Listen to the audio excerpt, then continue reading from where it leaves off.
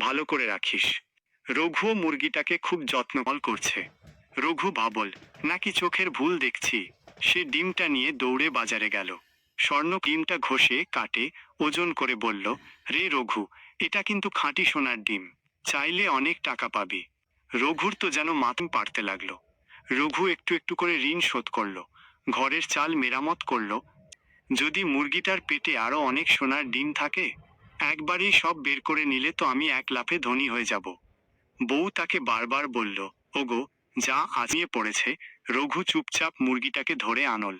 মুরগি তার দিকে করুণ চোখে তাকিয়ে কক কক করে ডাকছিল, যেন জীবন। সে মুরগিটাকে জবাই করে পেট কেটে দেখল। ভিতরে কি আছে জানো?